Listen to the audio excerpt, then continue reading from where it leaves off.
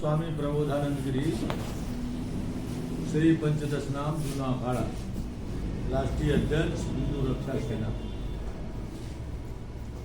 इस समय पूरे देश में निगाह साधु संतों पर लगी रहती है और वो भी विशेष रूप से हरिद्वार तीर्थ नगरी पर। और हरिद्वार तीर्थ नगरी की जो दशा है बहुत खराब हो रही है।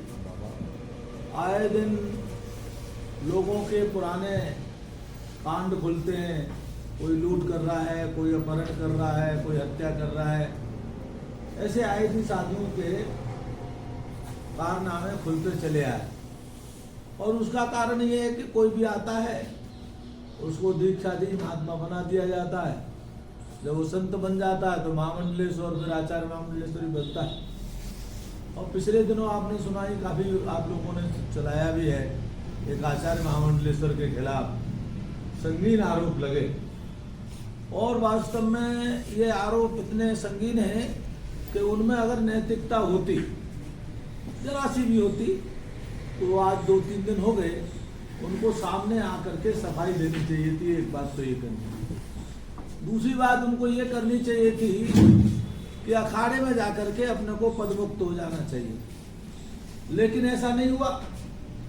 और वो इसलिए नहीं हुआ क्यों, ये जो है आदतन अपराधी है।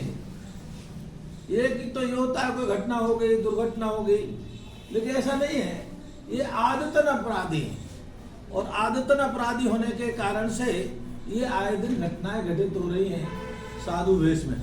तो ये बहुत दयनीय है। और मैं अखाड़ों से विशेष रूप से निवेदन करूंगा और अखाड़ा परिषद से निवेदन करूंगा, अखाड़ा परिषद के जो रविंद्रपुरी जी अध्यक्ष हैं उनसे भी निवेदन करूंगा, और जिस अखाड़े में ऐसे लोग हैं उनके खिलाफ तत्काल निष्कासन की कार्रवाई होनी चाहिए। पहला काम तो अगर वो महामंडलेश्वर या आचार्य महामंडलेश्वर, तो वहां तो उनका निष्कासन होना चाहिए। दूसरा काम होना चाहिए, उनके वस्त्र भी वापस लेना चाहिए। ये जो सन्यास के वस्त्र हैं, तो सन्यास के वस्त्र शुचिता के लिए हैं और पूरे विश्व के लोगों को मार्गदर्शन के लिए हैं। लेकिन जब आप इस पर ही दूसरा रंग चढ़ा रहे हैं पाप का, तो फिर कपड़े भी उनके वापस लेना चाहिए। एक तो मैं मांग ये करता हूं। दूसरी मांग ये करता हूं कि अखाड़ों को